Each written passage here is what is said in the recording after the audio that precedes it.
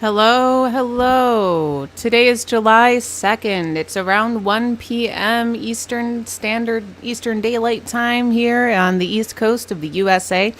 I am holding my mic up to my mouth because the AC is on. Because, hi, it's summer. Thank you for being here. Yesterday, it was announced that the Karen Reed trial ended in a mistrial. The jury was not able to come to a consensus. And I think, well, it wasn't exactly a surprise by yesterday, which was Monday. But like on Friday, no. When did they go to deliberation? They went to deliberation on like Tuesday of last week. I think that on Tuesday, everybody thought it was going to be a much quicker verdict because I think it really is one of those cases where, or at least I thought at the time, where you were going into deliberation as a juror already thinking guilty, not guilty. There were clear lines drawn in the sand, and I didn't feel like there was a lot of wiggle room.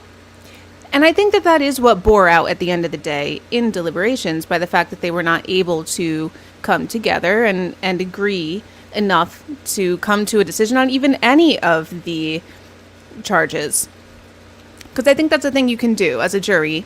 She was charged with 3 different charges. I think they could have come back on one of the charges and then been a hung jury on the other charges. But they couldn't even decide on one. So... Sorry, I just ate something, so I'm just trying not to like have my mouth sounds be all up in the mic. But yeah, so I think today I want to talk about why, like what we think were the things that hung the jury up. And we're just speculating. This whole video is my opinion, my speculation. I have no I have no insider knowledge. But I do want to discuss a couple of videos of recent updates that have happened, such as Michael Proctor, the lead investigator, being removed from his post after the mistrial was declared yesterday, and a new video that I just saw. I didn't even put it in the title yet, but I just saw a video that a juror has spoken out regarding the mistrial, and I believe that it was an alternate juror. So I'd like to see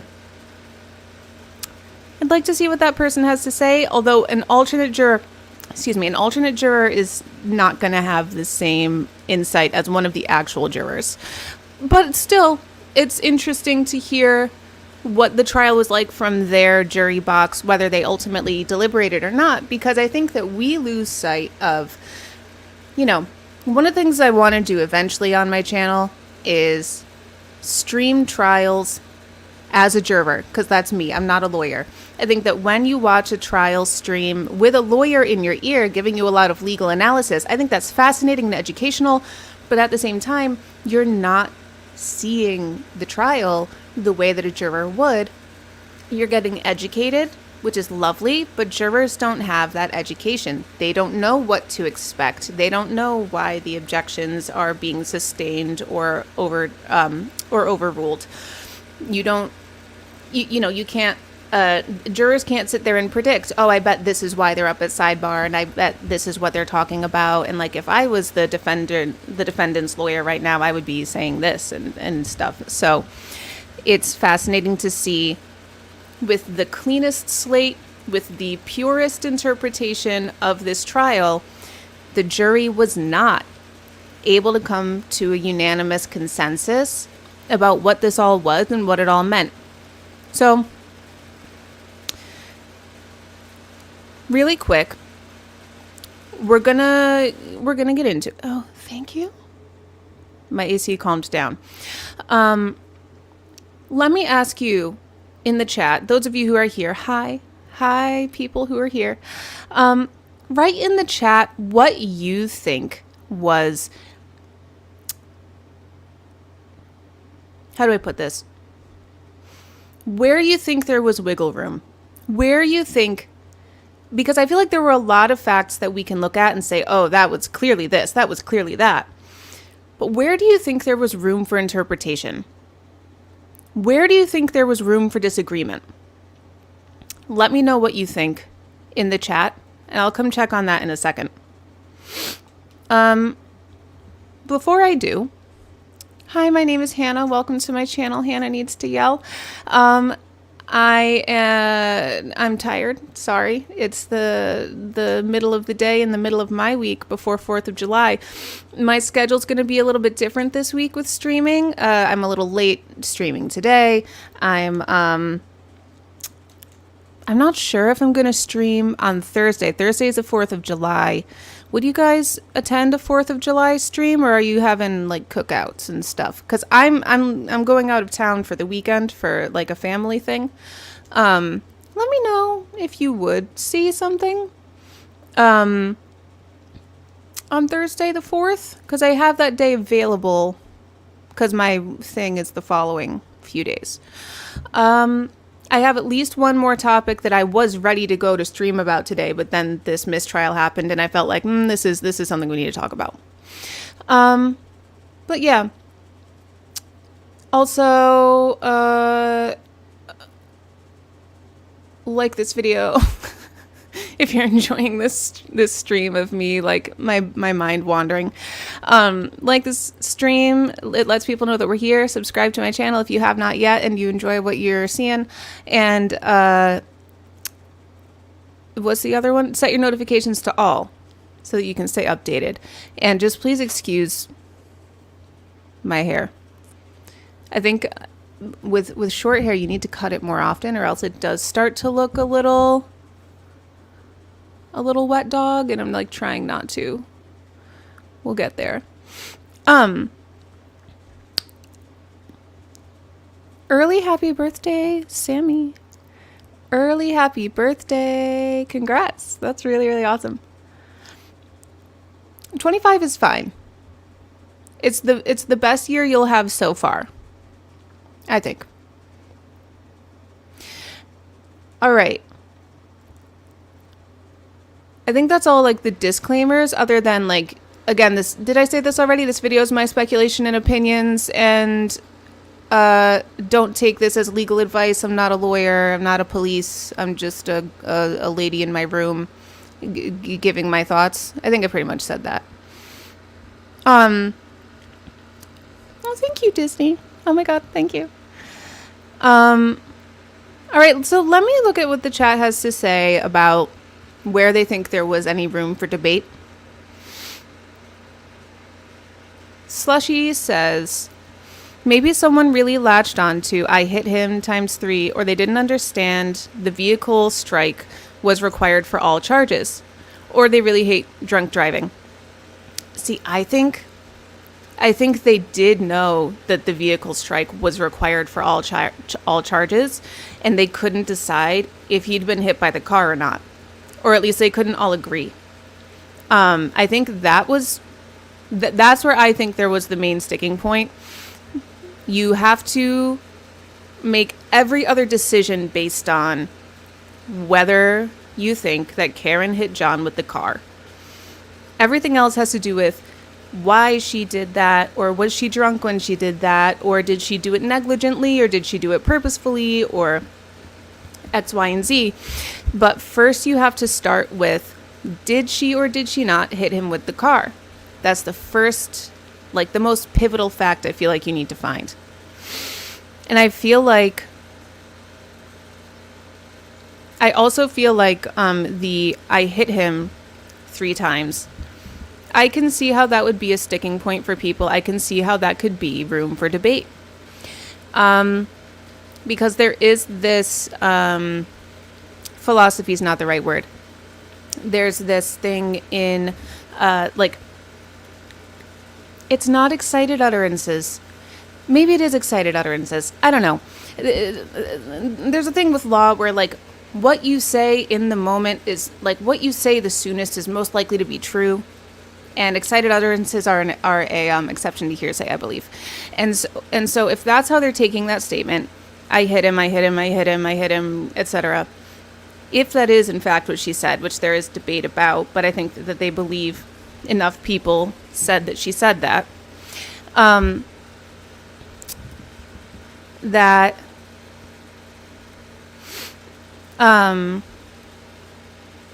that was more than just a panicked trying to piece things together, but that might have been a confession.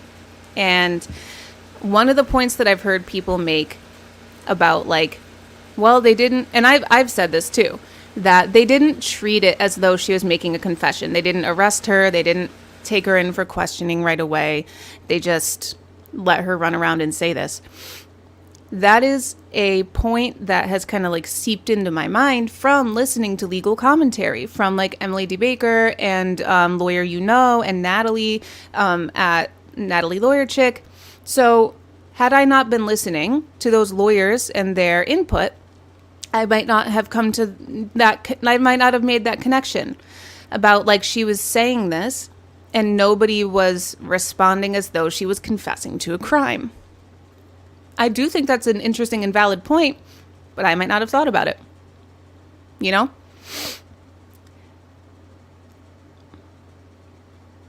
So for the jurors, I can see how that could be something that leads toward conviction. Rhapsody, I don't think there was room for disagreement. There's so much reasonable doubt in everything. I agree. There's a ton of reasonable doubt. And then following up, I think someone testified that she said, did I hit him 3 times? A lot of people testified that she said, did I hit him? Could I have hit him? Beyond that, I think one other person said she said that, and all the others who said that's what I thought too. That one person, I think Katie McLaughlin, the fire EMT, said that she said, Karen said I hit him. And all the others who said it heard it from that person. That's what I thought too. Honestly, that's what I thought was the sequence of events. I may not be remembering correctly, but also as a jury member, I don't have access to the transcripts. I don't have access. Apparently, they don't do readbacks and they don't have the transcript back there. So I can't even go back and double check. If I wrote great notes, I could remember that. But like, I could look back in my notes and see if my notes delineate that. But if I go just based off of my memory as a juror, was that that's how that was clarified down, was that Katie McLaughlin claims that she heard Karen say that, and then she told other people, and they were reiterating what Katie McLaughlin had said, not what they literally heard Karen say out loud themselves. So, literally, I can't imagine believing the prosecution in this case, but even if I could, I think Lally misstating it as I hit him 4 times in his closing would have been a nail in the coffin of unbelievable.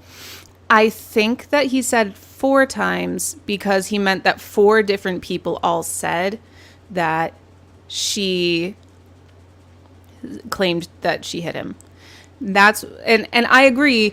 That was a point of contention of, like, she said it 3 times. I hit him. But I think because the jury heard it from 4 people, it was a rhetorical device to say that it happened like 4 times. Kind of, I hit him 4 times. Something like that. I'll let you know what a couple of things that I can think of from the trial that to me seem like they could be sticking points for the jury that would be hard for them to decide guilt or not guilty with these pieces of evidence at play. A couple that I can think of.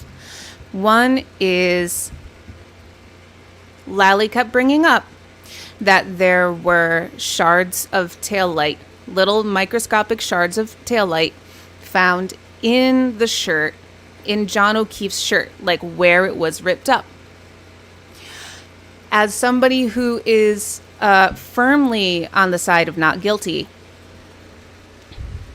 I couldn't tell you how those got there. And I think that other pieces of taillight can be planted in the snow, but microscopic pieces being planted in the rips of a shirt is a little harder. It's a little harder for me to believe. So because it's not proven, I still would land not guilty. But that is something that makes me think, like, is there a chance that he was hit with the car? I mean, no, but like, but there is that. That's weird. If what Lally is saying is true. The other thing is, what didn't really click with me before I just this morning was listening to Lawyer Lee breaking down some things, like big points from the closing arguments. She was saying the point about Karen Reed spotting John O'Keefe lying in the lawn, and everybody was like, oh, she was in the back seat. She knew immediately where to go find him because that's where she had left him. And originally I was like, no, I mean, I don't think that's why. I think it's because she was on hyper alert looking for her fiance or her boyfriend. But what Lawyer Lee pointed out that I had not previously thought about, John O'Keefe was laying in the snow, covered in 2 or 3 inches of snow. And the plow had already gone by, so there was some plow pile kind of in front of. So it would not have been a guy lying on top of a bunch of snow and that contrast against that white background. It would have been a lump in the snow. And to me, I was like, oh, As somebody, again, who is on the not guilty side in this, I do, it doesn't make me think that she already knew he was there, but it is a little bit more remarkable that she saw him and immediately knew that was him and ran over to him, considering that he was covered in a layer of like 2 to 3 inches of snow. I didn't think about that before. So while I was deliberating as a jury member, I might not have even thought of that, but I wonder if any of the other jurors did. And if that made it hard for them to decide which way to lean on guilty or not guilty. I think that the other biggest thing to me was the fact that in the defense's closing argument, they told a beautiful, tightly knit together tale of what they think happened to John O'Keefe that night. But they didn't focus enough on emphasizing reasonable doubt and the fact that they don't have to prove what happened to John O'Keefe. They just have to make sure that the state proves that Karen Reed did what they think that she did. And I think they could have really leaned into that reasonable doubt more than they did. And I think that everybody is giving them this same critique. So this is not like some novel idea of mine.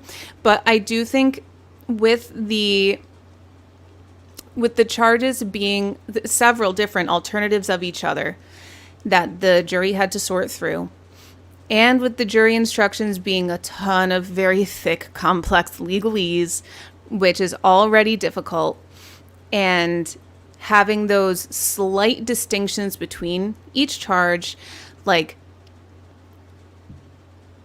I think it was very possible for the jury to feel like they either had to believe the Commonwealth's story or they had to believe the defense's story of that night. And if they didn't believe either, that they couldn't choose guilty or not guilty.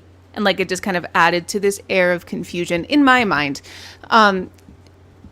And I think that they could have been a little bit stronger about, like, my job is to point out the ways that there are doubt in what the state is saying. We do have our theory about what we think could have happened, and we have reasons to believe that this is what happened. But if you don't, that's fine. The question here is, do you believe what the prosecution says? Beyond a reasonable doubt, to a level of moral certainty. And here's all the reasons you should not. I think they could have made that more clear. And speaking of moral certainty, there's been some discussion about how when the jury was writing their notes to the judge saying we're at an impasse, we cannot agree. In order to agree, we would have to compromise our deeply held moral convictions. that what I've seen so far in live chats where lawyers are discussing that is people are saying like, oh, well, it sounds like they're making their decision based on morals and not based on facts. And like, here's the thing. Massachusetts is special. They don't just want you to convict somebody if the state has proven their case beyond a reasonable doubt. You need to convict them beyond a reasonable doubt to a moral certainty. Morals are part of this. I said this in a previous stream that convicting beyond a reasonable doubt to a moral certainty means like you feel good about it in your heart. That's my interpretation of what that means. If I can't not only convict beyond a reasonable doubt, but also like feel good about it in my heart, then I can't convict. And I think that we have to remember that is a special part of Massachusetts that maybe it's not part of the other states where we live, but it's part of the standard for Massachusetts juries to not just convict beyond a reasonable doubt, which is already a high bar, but also to a moral certainty. So morals are part of the decision. Does anybody else have any ideas on like places that could have been difficult for the jury?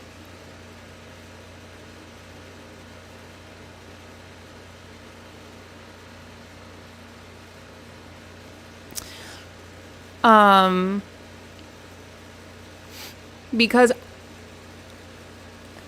we're gonna listen to the interview from the juror shortly, but I want to try to see, I want to try to see outside of my own perspective. I want to think outside my own box, think outside of what is naturally occurring to me, and think like, okay, it could have even just been the fact that there were so many more witnesses for the Commonwealth, even though what they said made less sense at the end of the day from a scientific standpoint. Being overloaded by 8 weeks and like 75-ish witnesses could still be enough for someone to say like, they all really believe this. Why don't I? And like cause that kind of confusion, I'm going to ask, I need to put in my little earbuds, but while I do this real quick, if there's any other points that you feel like could have been a sticking point for the jury and could have made it really hard for them to come to a consensus, or pieces of evidence, arguments, put those in the comments or in the chat.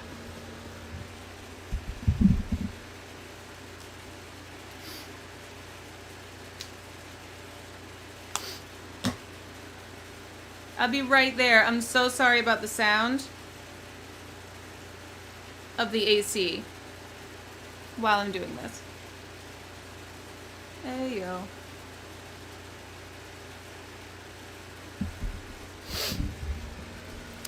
Okay. We're back. And this is a great comment, which kind of segues me into the next thing I was going to ask you guys in the chat. So Rabbit says, the defense's accident reconstructionists were really what made me firmly hold she couldn't have hit him. I agree. For me, it was the Commonwealth's medical examiner before them, but then they really confirmed for me that, like, yeah, no, there's the side swipe thing is not a thing. There still would have been bruising and, like, the position of the arm and, like, all of that stuff. So if that was kind of a deciding factor for you, Rabbit, I want everybody now that I think we're running really low on ideas of what the jury could have possibly been undecided on, or what could have been like the sticking points that they needed to convince each other on that they couldn't come to a decision on. So then let me ask you the opposite question. Go ahead and put in the chat what you think the verdict is and what piece of evidence or testimony made you decide that that was your verdict. Like, what was your, like, aha, Now that I've seen that, now I know she's not guilty, or now I know she's guilty. Go ahead and put that in the chat for me, because I'm very curious to see what everybody's decided points are, decided facts. For me, with the not guilty, boy, I mean, the whole way, the whole way, I think the fact that the defense team was the one who knew how to actually weave the story together in a way that I could understand made a difference, but that's not really evidence. That's not really testimony. I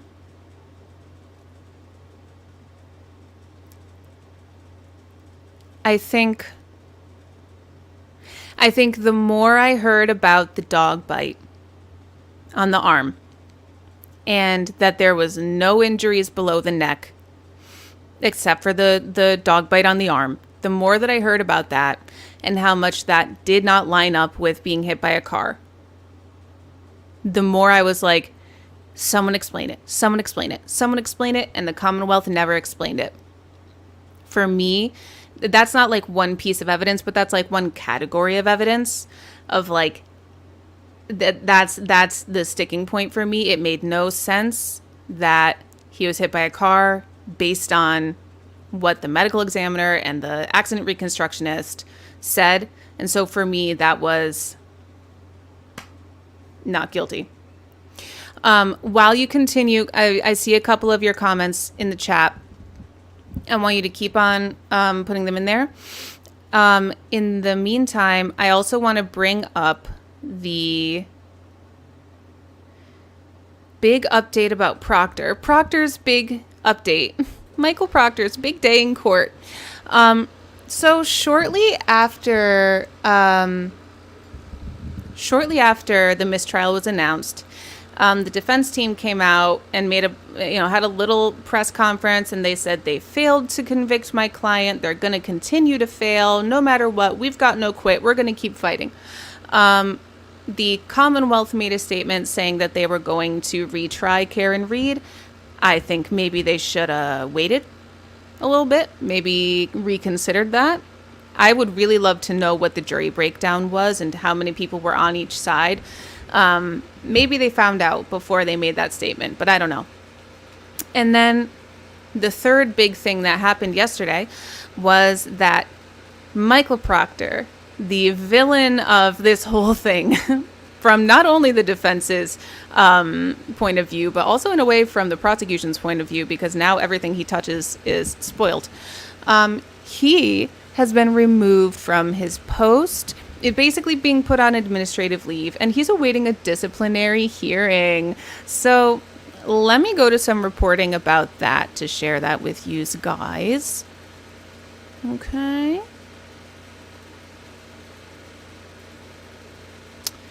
Let's go take a sweet little look at this.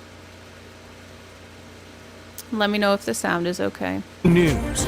Right now at 9, a mistrial declared in the Karen Read murder case. We have live team coverage with a reaction on what's next in the case that has captivated the community for years.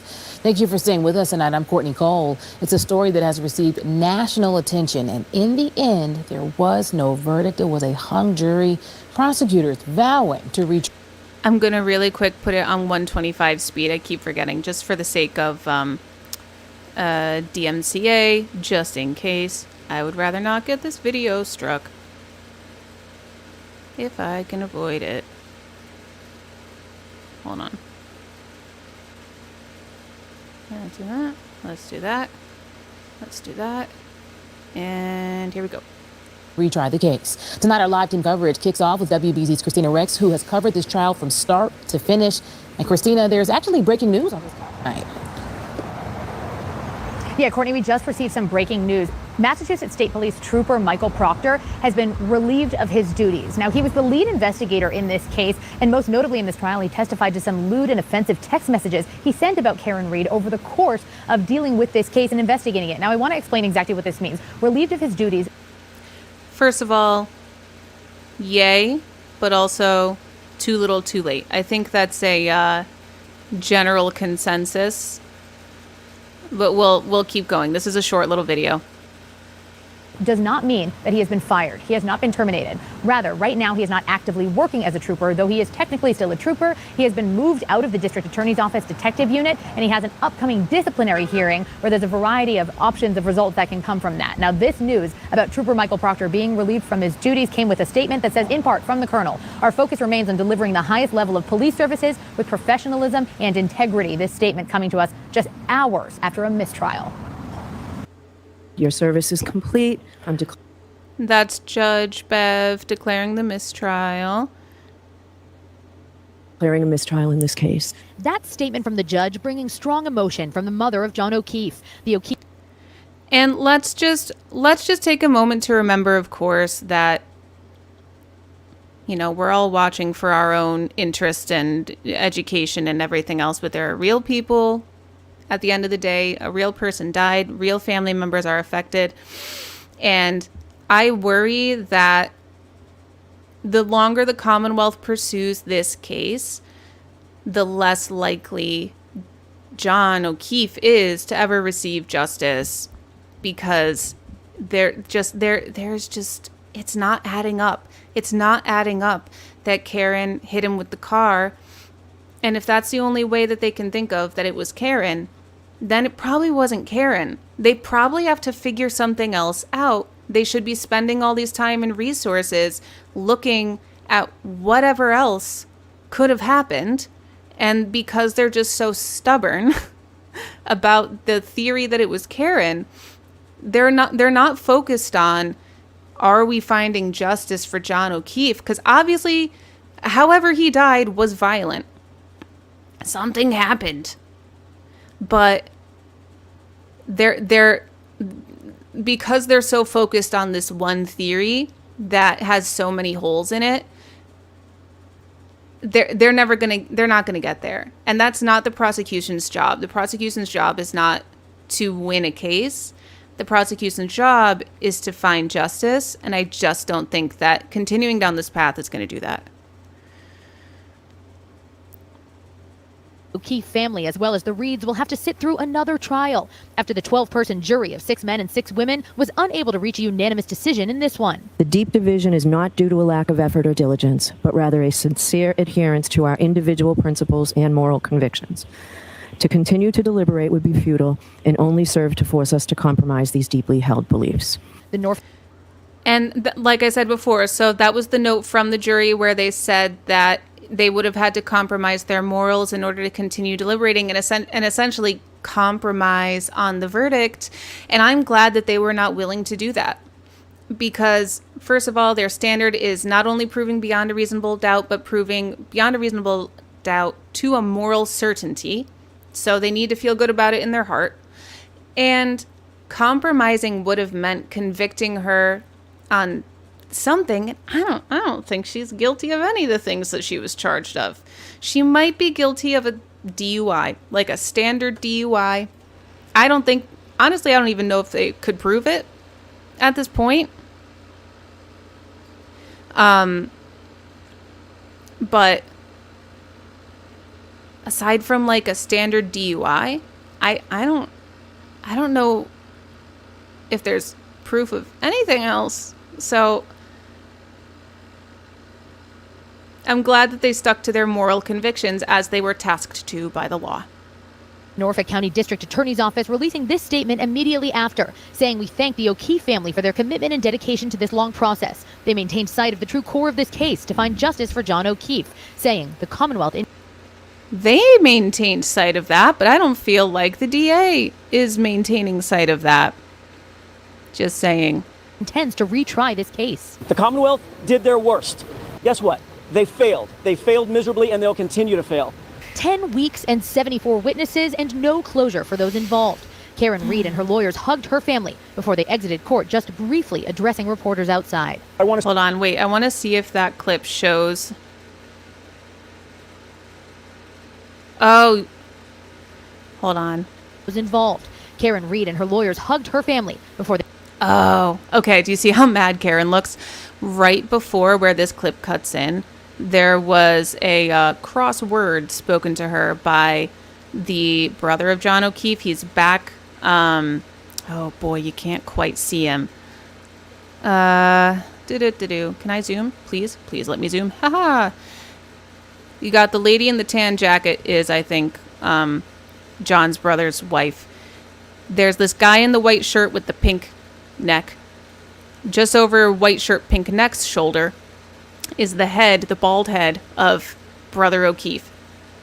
I'm so sorry. I don't have better ways to describe these people.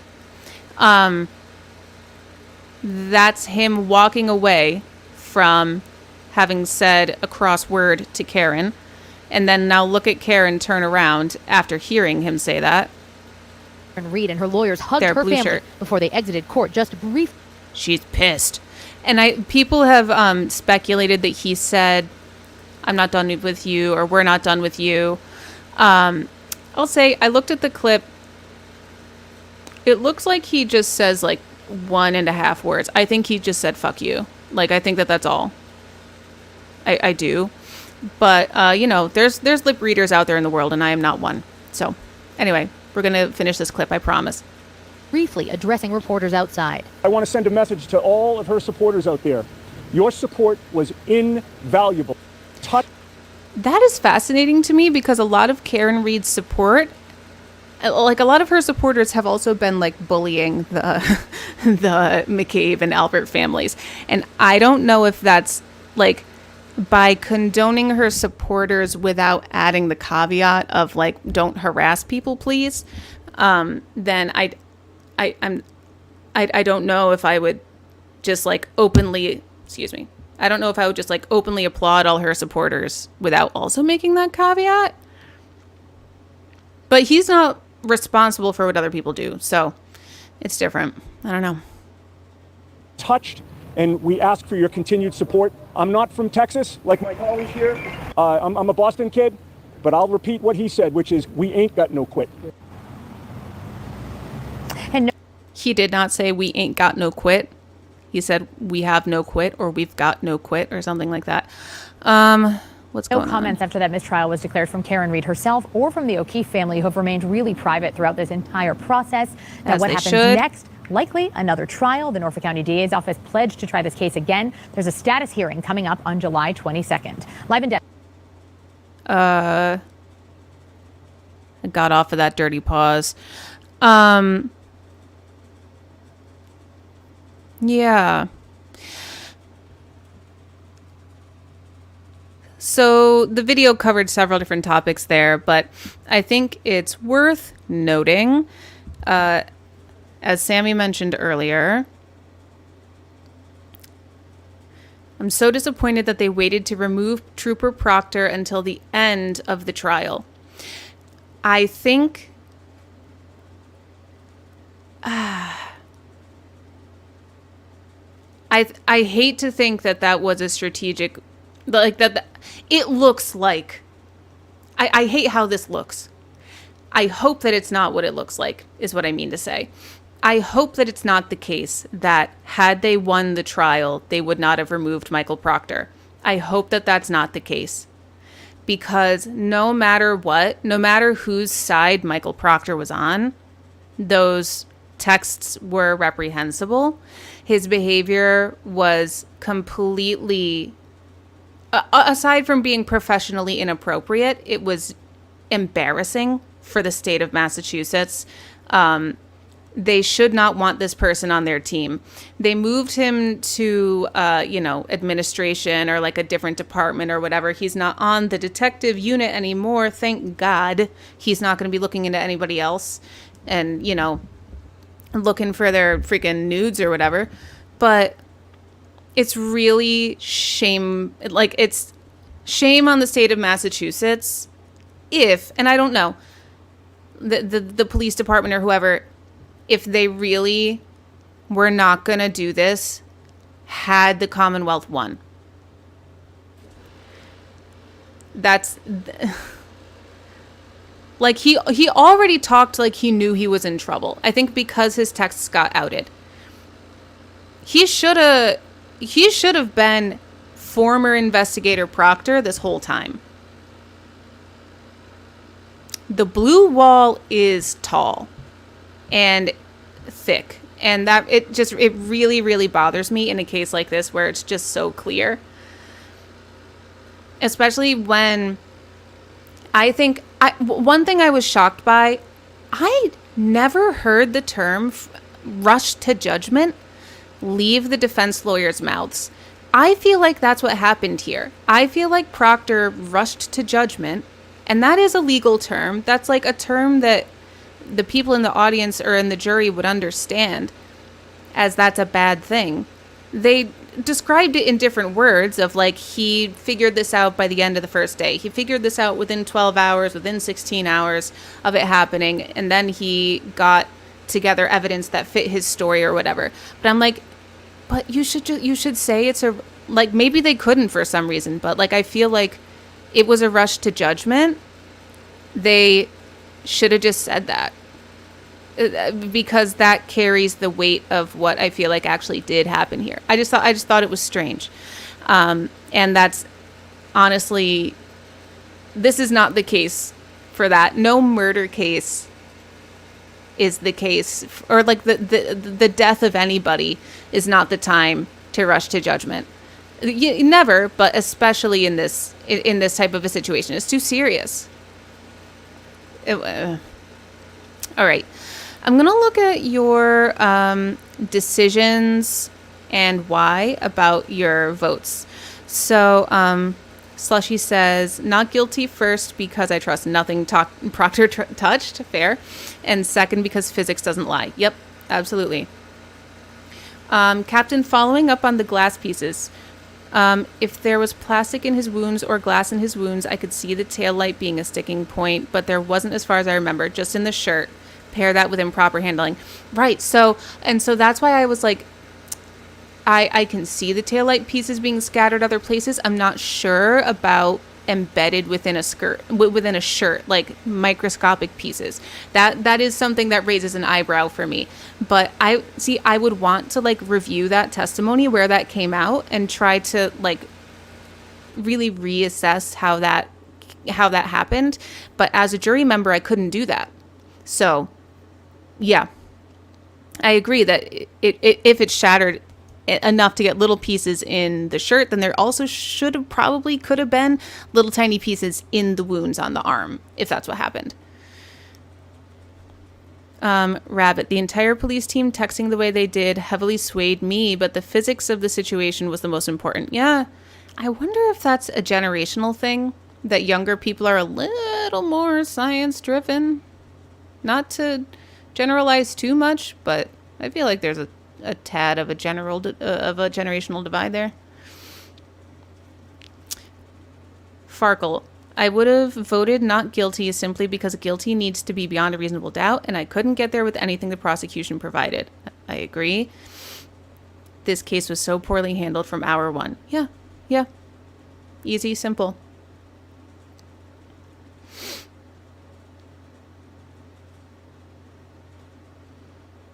And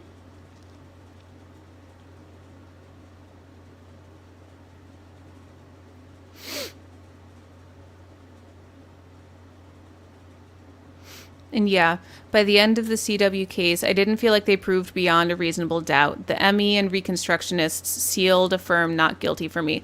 Yep. I think I said in my case, or my video about the prosecution case, that like I kept waiting for the thing that was like, oh, this is why they think that Karen did this for sure. This is what convinced them. Because sometimes that's what a case comes down to, is like the one piece of evidence that ties everything together. I kept waiting for it, and it kept not showing up. And by the end, I was like, that's it? That's all? There's no smoking gun here? Okay. Instead of a smoking gun, we have a broken tail light, and that's barely true because everybody except for Michael Proctor said that they saw a cracked tail light with one piece missing. Michael Proctor is the only person who said that he saw a completely bare tail light, essentially. So, just saying. All right. Now I want to look at this video of the juror speaking out. I have not seen this video yet. It's from the same news station that just did the last video that we looked at. So it's from CBS Boston. So I want to take a look at what a juror has to say. I think that it was a alternate juror based on a YouTube title that I saw for an upcoming stream saying that an alternate juror has spoken out. But we'll see. We'll see. We'll see what there is to see. Hearing from a juror in this case. WBZ's Louisa Mueller Hold spoke to on. a woman. That's too quiet. Who at 6, we are hearing from a juror in this case. WBZ's Louisa Mueller spoke to a woman who was actually one of the alternate jurors. I just spoke with a member of the jury in the Karen Reed trial. She would like to be referred to as juror number 3. Obviously, these folks have been through 9 weeks of hard work. She did not want to go on camera, but was willing to let me take some handwritten notes, and I'll consult them for accuracy. So juror... Fair. I also would not want to go on camera. I would be scared enough just to walk around in that community knowing that Brian Albert is around the corner if I call 911. Just saying. Juror number 3 was an alternate in this trial. That means that she was present throughout the entire trial, could listen to evidence and testimony, but was not present during deliberations. First, I asked her, how do you feel at this moment? She told me, quote, exhausted and disappointed. She told me she was, quote, not in the room where it happens. That's the deliberation. She said, quote, it was a lot to sit quietly in a room for almost a week. There were, of course... That's true. The poor alternates had to sit around and wait just in case one of the deliberating jurors got sick or something and couldn't fulfill their duties. Then an alternate would have jumped in and they would have had to restart from the beginning. How frustrating for us to kind of experience from the outside the frustration of a mistrial, but for the alternate juror, the 2 alternate jurors who almost made it on the jury, to think about if I had been there, maybe we could have figured this out. Oh God. 5 days of deliberations.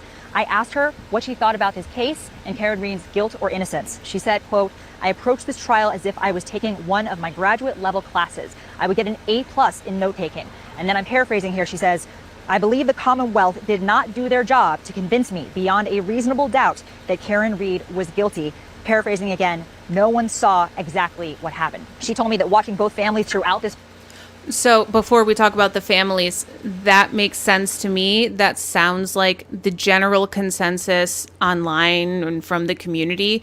So it makes me think that there's maybe 1 or 2 holdouts in the jury room, and probably the majority consensus was moving toward a not guilty verdict. We might know eventually, but I wouldn't count on it. But it's interesting to hear, again, that sheltered juror who did not have all those outside influences and resources that we have had along the way, that's the conclusion that this person came to, at least. This process was painful and tragic. And then I asked her about Trooper Michael Proctor's process was painful and what happened. She told me that watching both families throughout this process was painful and tragic. And then I asked her about Trooper Michael Proctor's testimony and his explosive and inappropriate texts about Karen Reed. She said his testimony would not have, even if it were not included in this case, she still believes that there would not have been enough evidence to convict Reed. As for the trial and the jurors... I agree with that for certain. Did Proctor rush to judgment? Yes, in my opinion. However, at the end of the day, whether he slow walked his way to that opinion or ran there as fast as he could, there was still the opinion that that John got hit by a car, even though his body looks nothing like he got hit by a car. At the end of the day, I also remember that Proctor was not the first person who came up with that idea. He was told it by the Canton police who arrived on the scene before the state police that Proctor was part of. So, he could have chosen whether to do further investigation instead of just taking that theory and running with it. But, if you're trusting the police that are already there, boots on the ground, you might kind of give that a lot more credibility than it's due.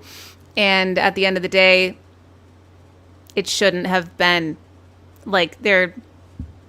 There wasn't evidence of that. I'm so sorry.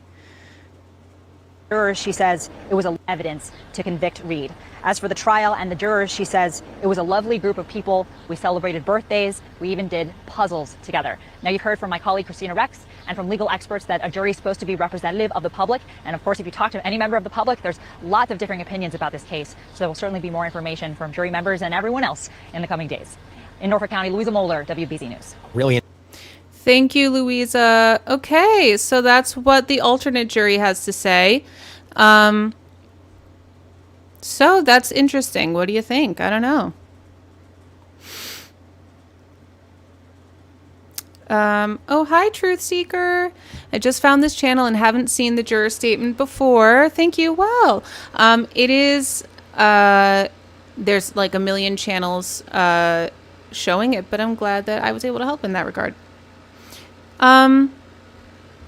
So yeah, that's where we're at. It looks like there's going to be a status hearing on July 22nd in about, well, 20 days, because today is the 2nd. And we're gonna get this thing going once again. Let me know what you think about these kind of recaps that I've been doing. I don't have the time in my schedule at this moment to like stream trials, even though I would like to at some point. Let me know your interest in further cases. The Alec Baldwin case is coming up. There's other like big true crime cases. Like if you follow much LawTube, then you know about like Corey Richins and Sarah Boone and the Adelson mother has at least been arrested. I don't know if her trial date is set. Brian Koberger, other like big topics in the LawTube community. Let me know if you have any interest in my takes on them. Right now, my channel is talking about stuff that I'm interested in and that I'm following. So let me know if you're also following it, because then there will be people here to watch what I talk about, and that is good for me. Aside from that, that's kind of all I really wanted to talk about today, was just kind of recapping where we feel like the debate was, or like could have been, you know, speculating what the jury could have been hung up on and what people could have had a hard time coming to an agreement on. And getting a chance to, you know, celebrate, in my opinion, Michael Proctor being removed, seeing what the story was about that, as well as hearing from the juror. So those are all the updates right now. Okay. The Idaho 4 case, definitely.